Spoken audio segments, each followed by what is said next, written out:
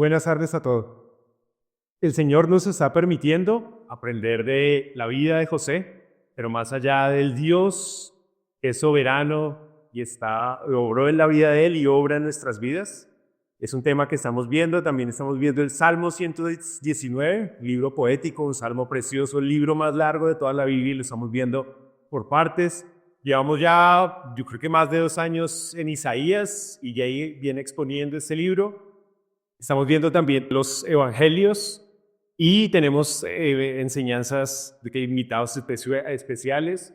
Y hoy vamos a continuar con el estudio de los evangelios. Es una armonía, un panorama de lo que dice los evangelios. La palabra evangelio son buenas nuevas, buenas noticias. Y ya hemos visto desde el nacimiento de Jesús, donde viene su familia, Juan el Bautista, los discípulos, la tentación, Diego los expuso a las bodas de Caná, fue el último tema que vimos, y vamos a ver cuando Jesús purifica el templo. Y la siguiente, que es muy buena y le corresponde a Diego, es el encuentro de Jesús y Nicodemo en Juan 3. Entonces vamos a el día de hoy, que el Señor a través de su palabra nos hable a todos. Como cantábamos, muestra a Cristo, y que su palabra en este tiempo nos muestre a Cristo. No sea solo conocimiento, sino sea viendo cómo piensa el Señor, cuál es la voluntad del Señor para nuestras vidas.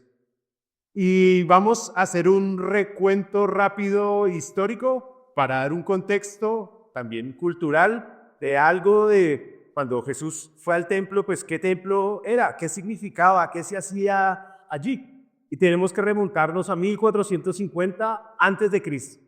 El pueblo de Israel estaba capturado. Esto es Egipto, las pirámides de Egipto muy famosas, que las construyeron los judíos, estuvieron allí como esclavos, y Dios milagrosamente, recordamos, a través de las plagas y luego la muerte de los primogénitos en Egipto, el pueblo de Egipto es liberado, y por eso se llama el Éxodo, que es el segundo libro de la Biblia.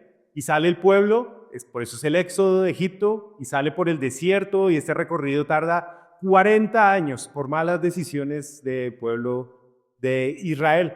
Pero esa noche especial, cuando Dios liberó y murieron todos los primogénitos, Dios le dio una instrucción especial al pueblo de Israel de sacrificar un cordero especial, y la sangre de ese cordero debía ponerse en los dinteles, como en los marcos, en la parte de arriba de las puertas. Y esa noche se recuerda y se celebra como la Pascua. Y la Pascua significa pasar. ¿Y qué fue lo que pasó esa noche? El Espíritu de Dios pasó esa noche, y los primogénitos, sobre los cuales no estuviera esa sangre marcando cada hogar, esos primogénitos morían. Y eso fue el momento de la liberación del pueblo de Israel para ir a la tierra prometida. Y ahorita vamos a acercarnos a ese lugar allí. Mientras ellos estuvieron en el desierto, Dios dio una instrucción de construir algo que se llamaba el tabernáculo, una gran carpa móvil que se armaba, se desarmaba con materiales especiales. Solo los sacerdotes, los levitas, podrían entrar allí. Y allí, ¿qué se hacía especialmente entre diferentes ritos y ceremonias? Uno de los más importantes era sacrificar corderos puros, recordando ese sacrificio que se dio allí en Egipto. Y ellos durante 40 años en el desierto armaban, desarmaban la carpa, seguían, la volvían a armar, y era algo continuo este lugar de sacrificio. Aquí está el tabernáculo y las tribus de Israel, de los descendientes de Jacob, 12 tribus, ellas armaban, y allí vivían. Y nuevamente fue un recorrido largo, una logística bien compleja. Imagínense en la comida, imagínense en el calor, imagínense en cómo se abastecían de agua, imagínense en cómo hacían para ir al baño. Una logística bien compleja durante 40 años, y en medio de todo ello, el Señor continuaba con esta instrucción del Señor, del tabernáculo y los sacrificios que allí se hacían. Era algo muy especial. Tiempo después, entonces, ya ellos llegaron a la tierra prometida, y me salto varias historias, varios siglos. Pero llegó el rey David, y de su hijo, el rey David, obtuvo el anhelo, y el Señor le concedió de construir un templo. Pero él como tal no fue quien lo ejecutó, sino su hijo Salomón. y después ya estos sacrificios ya no fueron en el tabernáculo, en una carpa, sino ya en un edificio muy especial, en el cual el pueblo de Dios todos aportaron para su construcción y allí se continuaban haciendo estos sacrificios y estos ritos. Esto fue 600 años después de Cristo. Este templo de Salomón posteriormente cayó en decadencia, fue mal utilizado, el pueblo de Dios se dividió en diferentes tribus. Aquí lo que veíamos en el mapa en la parte de arriba, aquí es un zoom, aquí está el Mar Muerto, el Mar de Galilea, y cada una de las tribus ya se estableció en diferentes lugares. Jerusalén es por aquí abajo, y se dividió el reino, la parte del norte, 10 tribus, la parte del sur, Judá, y de Judá vienen la denominación de los judíos. Y este templo fue, los dos reinos, tanto del norte, ellos fueron invadidos por un imperio más grande, que fue el imperio asirio, y ellos fueron llevados al cautivo y allá se quedaron. Y el pueblo del sur de Judá, ellos también fueron invadidos por Nabucodonosor. Ellos estuvieron 70 años, él fue el emperador o rey de Babilonia, y más o menos en el 600 antes de Cristo, ellos fueron llevados, y ese templo que vimos hace un momento fue destruido.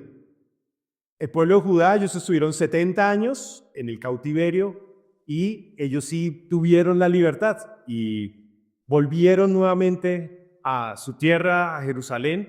Si recuerdan de Esdras, Nehemías, y a una ciudad en ruinas y un pueblo no solo físicamente, sino también espiritualmente en ruinas. Entonces ellos edificaron, construyeron las murallas de la ciudad, retomaron las instrucciones y la enseñanza del Señor, y allí se construyó nuevamente otro templo, que es alguien que vino después de ellos, que se llama Zorobabel, y eso fue más o menos en el 530 antes de Cristo. Entre uno y otro, 30 años sucedieron, y eso hay profecía que cuenta cómo eso debía darse, y es sorprendente analizar las fechas, el cumplimiento de lo que el Señor promete y cómo se va cumpliendo. Este templo era no tan majestuoso como el que construyó Salomón, pero se mantuvo la tradición, se mantuvieron los ritos, se mantuvo el sacrificio, estuvo en pie más o menos 500 años allí en Jerusalén, y ya estaba medio decaído, destruido. Pues imagínense en una construcción de 500 años, y ya después vino una autoridad, un gobernador romano, ya el imperio que operaba en ese momento, 500 años después, es el año 16 antes de Cristo, y Herodes construye un templo majestuoso, muy grande, y se continuaron con algunos ritos allí, pero se perdió la esencia, y otra vez entró la decadencia en ese lugar. Tal vez era el más grande y más lujoso de todos ellos, pero se perdió lo más importante que el Señor había puesto allí. Y ese templo es el que aparecen en los evangelios y los relatos bíblicos de Jesús y sus discípulos, o en el libro de Hechos, cuando los discípulos están en el templo y hacen las referencias o diferentes milagros que suceden allí, hace referencia a este templo en la ciudad de Jerusalén. Y este templo fue destruido 70 años después de Cristo por un emperador romano llamado Tito. Y él destruyó este templo, y como Jesús prometió que no iba a quedar piedra sobre piedra, este templo fue destruido y no quedó piedra sobre piedra. Y la ciudad también de Jerusalén fue quemada y los cristianos fueron dispersos por toda Asia, Europa, y fue la forma que el Señor utilizó para llevar su mensaje a muchos lugares. Entonces, muy rápido la historia del tabernáculo, diferentes templos, llegamos aquí, que era el templo que vamos a ver en la lectura, el que Jesús purificó, hace referencia a este. Esto fue 1500 años, las tribus norte, sur, lo que comentamos hace un momento, en los tiempos de Jesús ya eran diferentes regiones, y aquí está Jerusalén nuevamente, Belén muy cerca, el Mar Muerto, y habían gobernadores romanos puestos o autoridades que imponían el poder de Roma y también cobraban los impuestos y ejercían también su dominio en cada uno de estos lugares. Y ese es como el contexto histórico. El gran imperio romano, aquí abajito es este mapita que estamos viendo acá. esta parte de acá, pero todo era el imperio romano. Y otro dato importante, los judíos, ellos celebraban la Pascua una vez al año. Era como el tercer mes en el calendario judío, que para nosotros es como marzo. Por eso, y ya después en la tradición cristiana, y como la muerte también del Señor Jesús fue en una semana de Pascua, después eso es lo que nosotros hoy día llamamos la Semana Santa. Pero viene la tradición desde la celebración de la Pascua. Pero los judíos, para tener esta celebración, ellos peregrinaban nuevamente a Jerusalén una vez al año para esta celebración. Y se dice que en la época, la lectura que vamos a hacer, más o menos 2 millones de judíos estaban dispersos a celebrar la Pascua. Entonces muchos de ellos, allá hay esa ciudad que normalmente estaba pues con una ocupación normal, pues en esa época se llenaba por todos ellos que emigraban. ¿Y cuál era el propósito de ellos? Recordar lo que sucedió en Egipto, la Pascua, el sacrificio de los corderos, sacrificar un cordero, derramar sangre, y ellos, era una celebración de recordar la libertad que el Señor les había dado, y para ellos podían sacrificar, los que tenían medios económicos, un cordero, los que no tenían mucho sacrificaban una paloma. Podían ellos llevarlo, pero imagínense un judío desde por aquí, transporte su corderito, miles de kilómetros andar, y llegue su cordero, y el cordero debía ser puro y de estar de un año y con ciertas características. Posiblemente llegaba ya estropeado, si alguien quería llevar sus propias palomas hasta en el camino se podían morir. Por eso lo más sencillo en cierta manera era llegar allí, y todos los judíos, que eran muchos que llegaban, buscaban comprar un cordero o una paloma para ese sacrificio y mantener esa instrucción y esa tradición. Una plaza o explanada muy grande fue destruido completamente, quedó en ruinas. Después Jerusalén, tiempo después y durante muchos siglos, fue invadido por los musulmanes, por los árabes, y allí se construyó, y eso es como está hoy en día. No hay nada, lo único que queda es el famoso muro de los lamentos aquí, queda un muro, y es allí donde van los judíos, y ellos recuerdan, pero de toda esa gran construcción queda solamente ese muro. Este lugar está sobre una montaña, y esa montaña fue la misma montaña, el monte de Moriah, donde Abraham fue a llevar a su hijo Isaac para ser sacrificado. Entonces era un lugar muy especial para los judíos, pero también para los musulmanes. El profeta más importante de los musulmanes se llama Mahoma. Y Mahoma, si han escuchado, visto de la Meca, se queda en Arabia, en la Meca nació Mahoma. Pero los musulmanes creen que en este lugar, en este preciso lugar, allí Mahoma ascendió a los cielos. Creen ellos. Para ellos es muy importante, es el segundo lugar más sagrado para ellos. Y cuando ellos estuvieron y tenían el dominio sobre Jerusalén, pues como habían ruinas, ellos en ese lugar construyeron una mezquita que se llama el Domo de la Roca, y es muy importante para ellos. Y el conflicto que hoy día hay allá, en la guerra lo hemos visto de Hamas, de Israel y todo ello, tiene un trasfondo histórico también por ese lugar. Ambos quieren el dominio de ese lugar. Todo esto para decir, es un lugar muy importante para el Señor, es un lugar donde hoy día allí hay conflicto, es un lugar real, pues todo esto que estamos hablando, hay registros históricos, arqueológicos, que dan el contexto a lo que vamos a leer a continuación. Y ya no me expando mucho más, sino solo de estas par de imágenes para recordar cómo era la Pascua, la sangre, los dinteles, el sacrificio de un cordero muy especial, y eso lo hacían allí los judíos.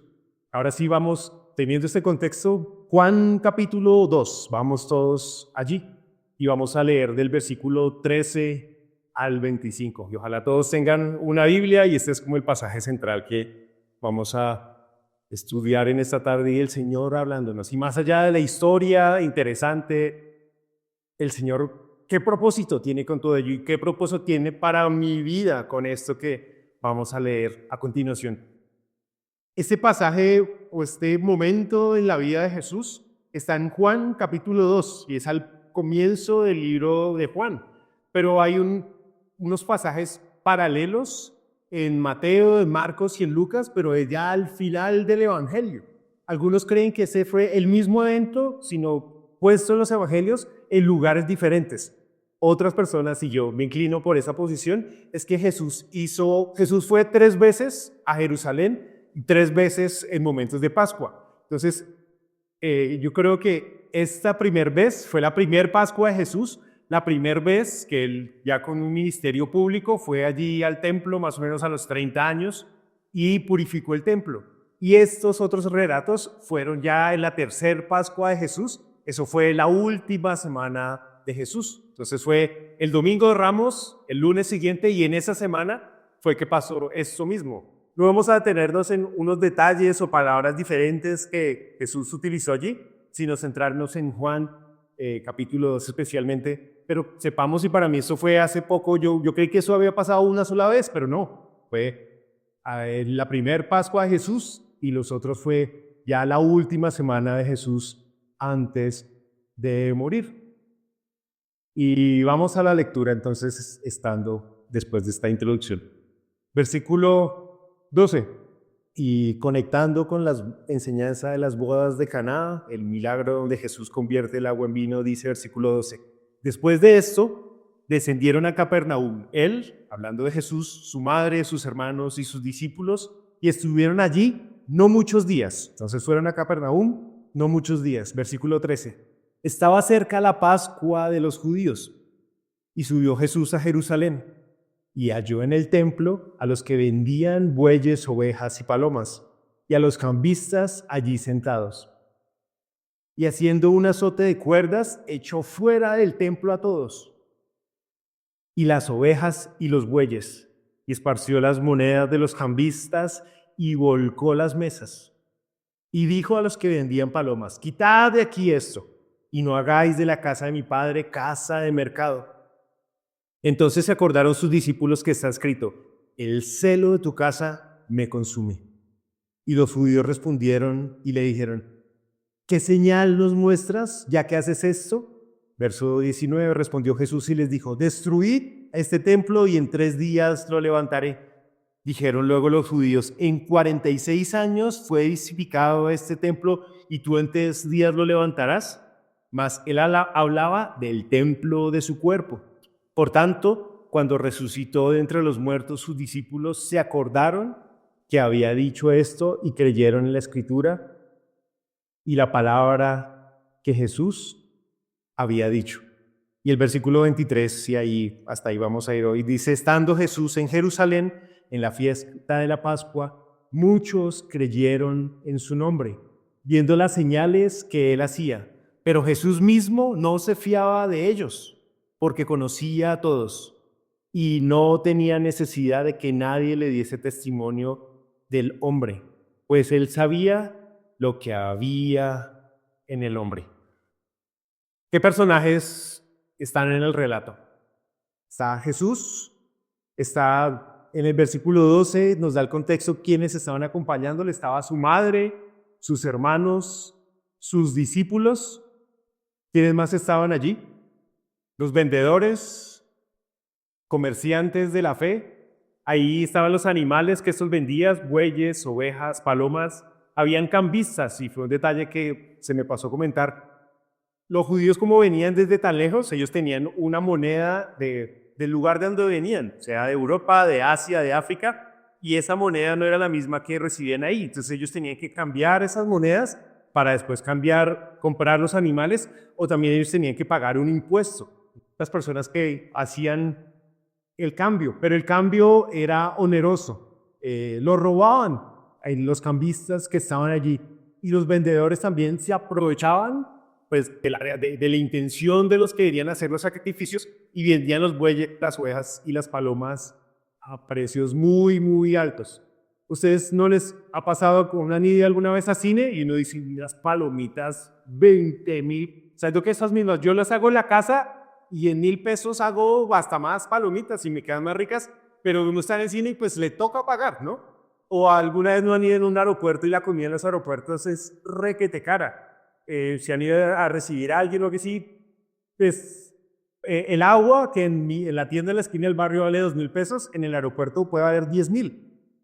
Ahí uno se siente, así se sentían todos los judíos que iban a comprar, todos los que iban a cambiar, iban y les cobraban mucho más del precio justo porque estaban pues justamente para esa fiesta en ese momento. Allí también estaban judíos y autoridades, los judíos que le preguntan, y en el templo pues estaban los sacerdotes y ahí estaban seguramente muchos de ellos, y había una gran multitud. Y ahí al final dice que muchos creyeron en su nombre. Y una pregunta que analicemos en por un momento es, ¿qué había en el corazón de cada uno de ellos? Especialmente de estos, de los vendedores y los cambistas. ¿Qué había en su corazón? ¿Quién me ayuda a dar respuesta a esa pregunta? ¿Qué había en su corazón? El dinero. Había un negocio, deseo de enriquecerse. Había avaricia. ¿Había generosidad? No, había avaricia, había materialismo. ¿Qué más había? ¿Había un deseo de servir a los demás y de honrar a Dios? No. Su corazón estaba pensando en ellos mismos y pensando en el dinero y pensando solo en lo material. Yo los llamo comerciantes de la fe y a los cambistas también estafadores de la fe. Y hoy día pueden haber también de esos y cuidémonos mucho. Y hay tristemente personas o iglesias que se dicen cristianas, pero su deseo es el dinero, su deseo es el orgullo, su deseo es tener, su deseo es las posesiones materiales, sus deseos equivocados más allá de honrar al Señor. Y aquí también dice que muchos creyeron en su nombre. Pero esto, ¿creyeron de verdad? ¿Creyeron? Por los últimos versículos que leímos, del 23 al 25, Jesús, ¿qué pensaba de estos que decían creer? Él decía, no se confiaba de ellos. Y Jesús conoce tu corazón, mi corazón, y conocía el corazón de ellos, y sabía que decían creer de labios para afuera. Todos ellos, tengámoslo presente, los que estaban allí.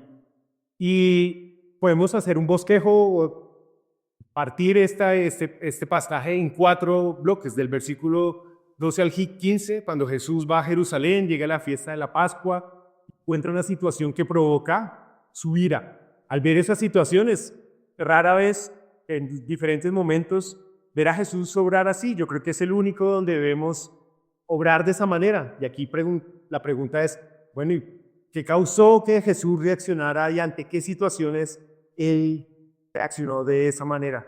El templo estaba siendo deshonrado. ¿Y qué cosas hizo? Del versículo 13 en adelante, dice, versículo 15, tomó un azote de cuerdas y echó fuera del templo.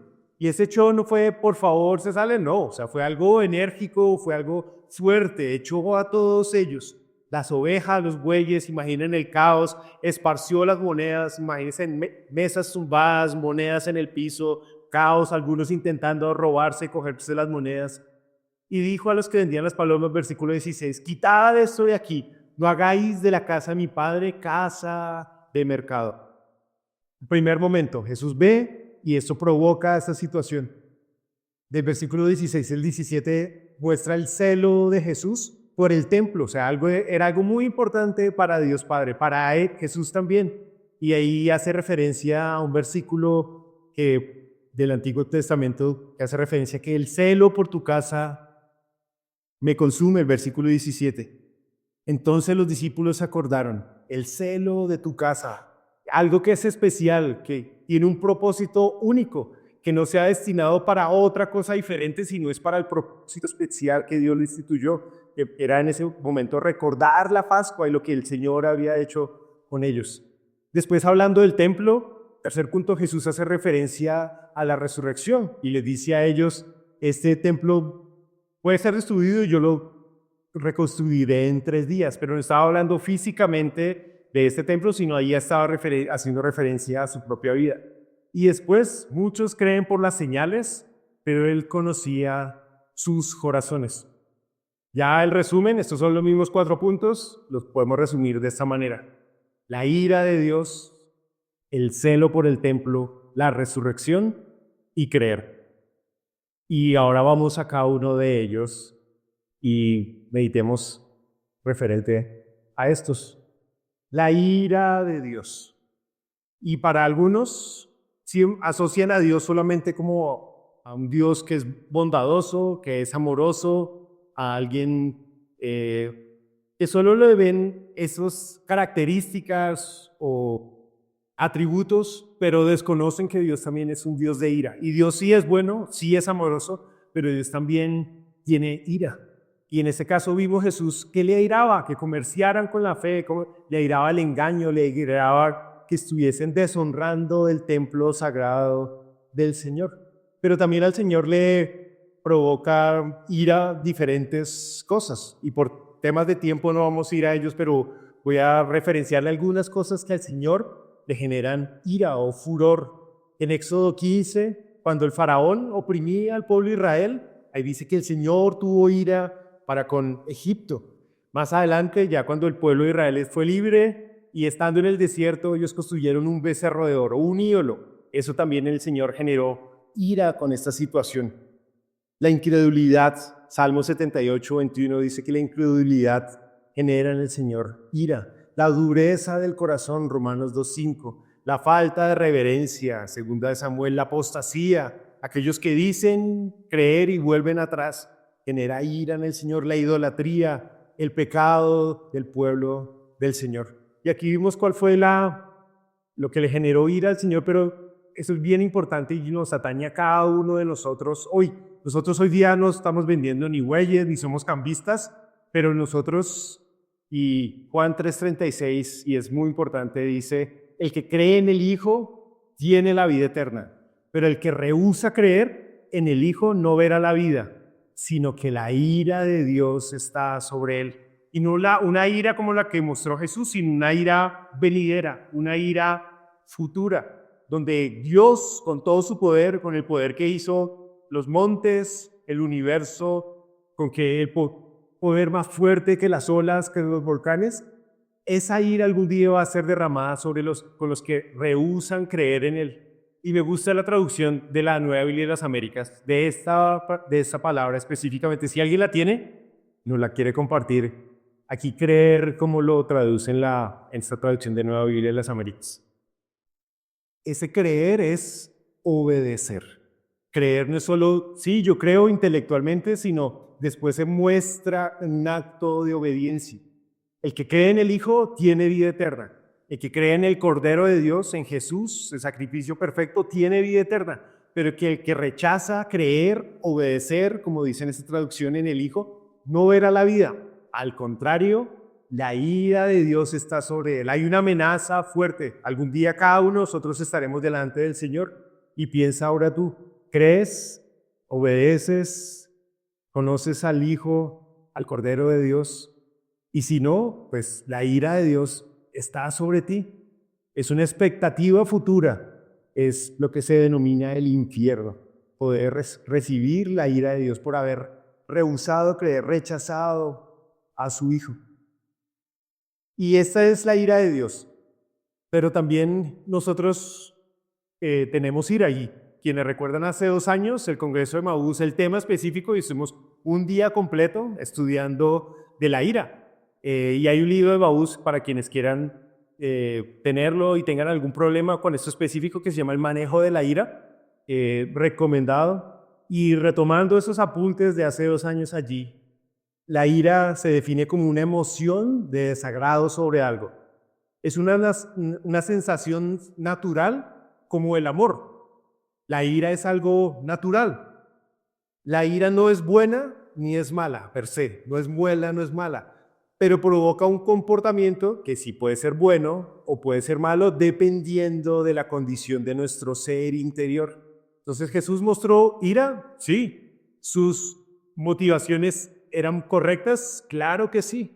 Pero también ahora el contraste y la ira humana es una ira que termina haciendo daño. Cuando la ira es excesiva o prolongada, es pecaminosa. Cuando la ira es excesiva o prolongada, es pecaminosa. Hay 2 formas de mal manejo de la ira. La que interiorizamos, pero devora desde adentro.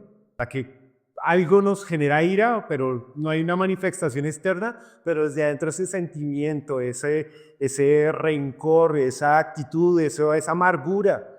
Y la otra que es la que se exterioriza. Y nosotros de alguna u otra manera hemos experimentado con ello. Y yo he visto, ya lo he dicho algunas veces, ese es un pecado con el que yo lucho. Y he visto también la obra del Señor, y no es algo recurrente, pero cuando sucede, hago daño a los que están cerca a mí, y especialmente a mi familia, a mi esposa y mis hijos.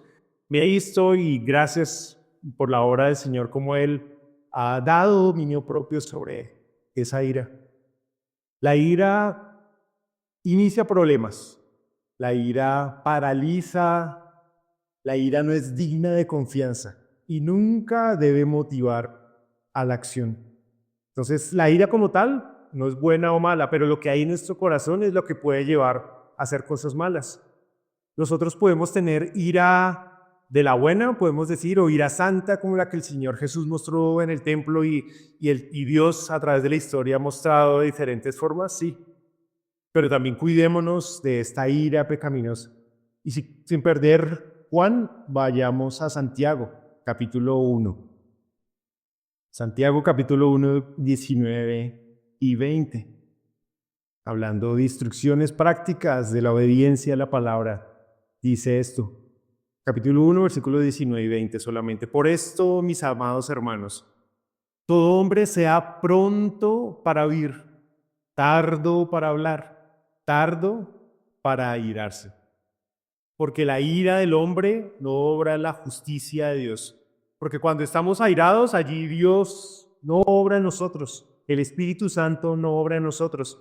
Y aquí algo muy práctico que dice este pasaje es que debemos ser tardos para hablar y evitar conflictos en pareja, con los hijos, con compañeros de trabajo, entre creyentes.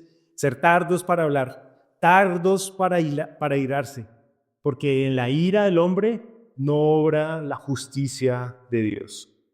Entonces Dios a nosotros también nos dio eso. Y en alguna situación injusta como la que sucedió en ese momento con Jesús en el templo, y hoy día pueden haber muchas situaciones en las cuales los creyentes debemos reaccionar ante situaciones de injusticia, pero debemos buscar esa ira santa o legítima, pero también tener mucho cuidado de esta otra ira que es llevada por la carne, por deseos egoístas, por agredir y maltratar al otro. Y de este tema hay mucho más para profundizar, pero evaluemos en nuestras vidas. Y yo creo que más importante de qué hacemos nosotros en nuestra vida diaria es también si la ira de Dios está sobre ti o no. Si tú ya creíste en Jesús como Salvador y por lo tanto eres hijo de Dios, pero si no, no eres hijo de Dios y la ira de Dios está sobre ti. Y eso no lo tienes muy claro, yo creo que esto es lo más importante. En esta tarde ojalá tengas claro. Y conecta con este segundo punto, el celo por el templo, algo que es muy... vimos el tabernáculo, el templo, fue muy especial para el Señor. Allí se hacían sacrificios y se celebraban estos sacrificios de corderos, recordando la Pascua, recordando la liberación que el Señor había dado. Pero esos ritos solamente apuntaban a un sacrificio más perfecto, a un único sacrificio que fue el sacrificio de el Cordero de Dios, como Juan Bautista llamó a Jesús, el Cordero de Dios. Y ahora, hoy día, nosotros tenemos un templo, ¿no?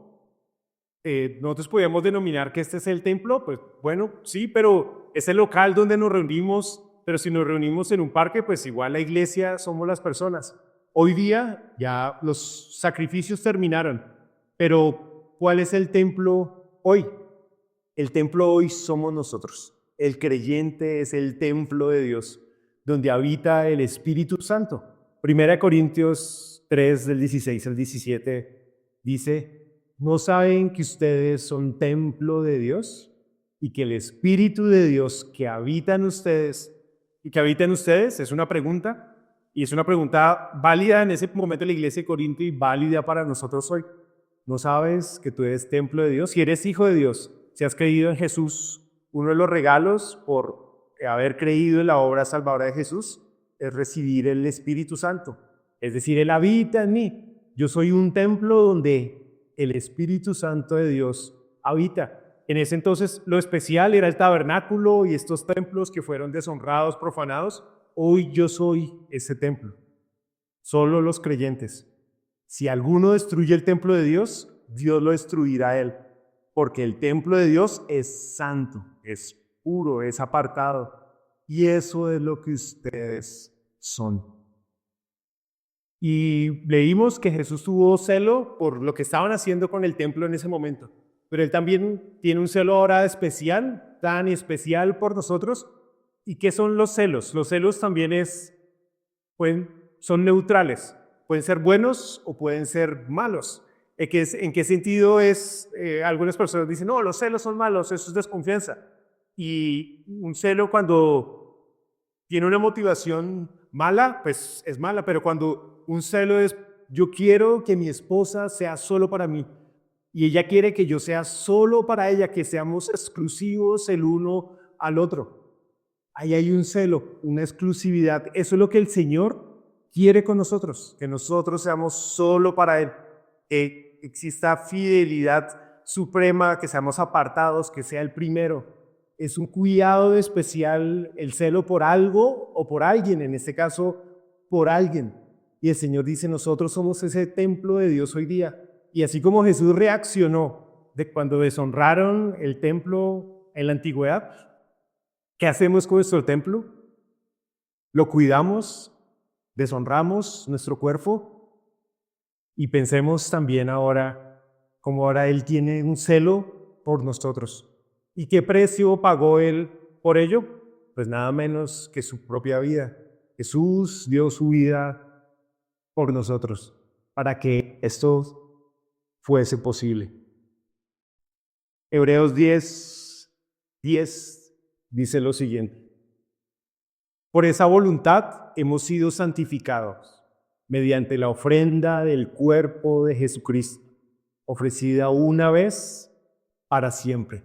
Entonces, recordando nuevamente la historia, la Pascua, el Cordero, la sangre derramada, pero ahora vino Jesús, un sacrificio, una única vez y para siempre. Y por esa ofrenda ya no son necesarios más sacrificios. Y por esa voluntad nosotros ahora hemos sido santificados. Ese fue el precio que el Señor pagó por nosotros. Por tiempo no vamos a ir a todo Hebreos, pero si van allí van a encontrar más profundidad de qué significa esta ofrenda, este sacrificio y qué implica para nosotros hoy. Pero este versículo 10 yo creo que es como para resaltar el mismo celo que el Señor mostró allí en el templo por lo que estaba sucediendo, también muestra el amor y celo por nosotros y el sacrificio que Él hizo una vez y para siempre. Número 3, y Jesús habló de que ese templo iba a ser destruido y iba a ser reconstruido en 3 días. Y aquí estamos en el versículo 20 de Juan 2, versículo 19. Respondió Jesús y les dijo, destruid este templo y en 3 días lo levantaré. Dijeron luego los judíos, en 46 años fue edificado ese templo y tú en 3 días lo levantarás. ¿Mas él hacía referencia a ese templo físicamente? No. Versículo 21. Él hablaba del templo de su cuerpo. Por tanto, cuando resucitó entre los muertos, sus discípulos se acordaron que había dicho esto y creyeron la escritura y la palabra que Jesús había dicho. Y este relato en Lucas habla cuando sucedió eso.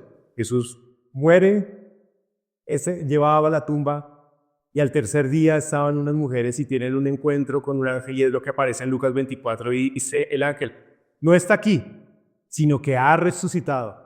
Acordaos de lo que os hablo cuando aún estaba en Galilea. O sea, recuerden, Jesús lo dijo y aquí ya había pasado, no lo busquen en la tumba porque Él ha resucitado.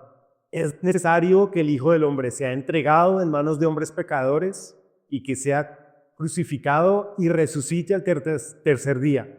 Entonces ellas se acordaron de sus palabras. Lo que leímos aquí en Juan hablaba de lo futuro. se van a acordar. Y aquí ellas se acordaron de lo que Jesús había dicho, estas palabras aquí en Juan capítulo 2. 1 Corintios 15, 14, vayamos allí, muy rápido. La resurrección es un pilar fundamental de la fe cristiana. ¿Por qué? Versículo 14 de 1 Corintios dice, y si Cristo no resucitó, vana es nuestra predicación, vana es nuestra fe. Si nosotros no creemos en la resurrección, esta enseñanza hubiese sido vana. Nuestra fe, lo que creemos, es vana. Pero dicho en positivo, y si Cristo sí resucitó, entonces nuestra predicación es muy verdadera, es muy valiosa. Y si Cristo sí resucitó, entonces nuestra fe es verdadera y es valiosa. La resurrección es un pilar fundamental de la fe cristiana. Y Jesús, en medio de esa situación, era lo que quería enseñarles a los que estaban escuchando y lo que quiere enseñarles a nosotros también hoy. Y finalmente entender que Él fue sacrificado. ¿Por qué fue sacrificado? Por nosotros, por hombres y mujeres pecadores. Él fue entregado por nosotros. Era necesario, pero Él resucitó. Venció la muerte, venció al pecado, llevó allí a la cruz la culpa que cada uno de nosotros debía pagar. Si no has escuchado esto antes, que ojalá hoy quede muy claro, esta fue la forma que el Señor proveyó para perdonarte. Y así como el pueblo de Israel salió de Egipto y fue liberado, hoy día esta es la forma que Dios provee para que nosotros seamos libres. ¿Libres de qué? Ya no de Egipto, de un faraón, sino seamos libres del pecado y pasemos de muerte a vida. Y versículo en Juan 2, los últimos versículos del 23 al 25. Estando en Jerusalén, en la fiesta de la Pascua, muchos creyeron en su nombre, viendo las señales que hacía. Pero Jesús mismo no se fiaba de ellos. Entonces muchos de los que estaban ahí decían, wow, yo creo. Pero Jesús no se fiaba de ellos. Él no tenía necesidad de que nadie le diese testimonio del hombre. Él nos conocía a todos, pues Él sabía lo que había en el hombre. Juan 11 dice lo siguiente, hablando de la resurrección también. Jesús dijo, yo soy la resurrección y la vida. El que cree en mí, aunque esté muerto, vivirá. El que esté muerto espiritualmente, vivirá. Y todo aquel que vive y cree en mí, no morirá eternamente. La ira de Dios no va a estar sobre él. Y luego Jesús pregunta, ¿crees esto? Y es una pregunta también para nosotros hoy. Y aquí le dijo, sí, Señor, yo he creído que tú eres el Cristo, el Hijo de Dios, que has venido al mundo. El Cristo, el ungido, el Mesías, el Salvador. ¿Crees esto? Y esto lo hemos visto en algunas enseñanzas hablando de los evangelios. Creer, para algunos, es solo conocer algo, pero va más allá. Esto que yo creo, estoy convencido de ello. Y porque tengo una convicción, después lo muestro con una confianza, con hechos, como Junior leí hace un momento y la traducción de creer, en otra versión de la Biblia habla de obediencia. Creer es conocer, es estar convencido de ello y depositar mi confianza, mi fe y obrar en ese mismo sentido. ¿Qué nos enseña Dios? Referente a su ira, al celo por el templo. Que ahora el templo somos cada uno de los creyentes. La resurrección, lo real que ella es y fundamento para la vida cristiana. Y lo que significa creer. ¿Crees esto? Y creerlo nuevamente, no solo de palabra, como muchos aquí dijeron, pero Jesús conocía el corazón y sabía que no era una fe genuina, una fe verdadera. Tú crees, conoces, estás convencido y por lo tanto también agradecido. Oremos.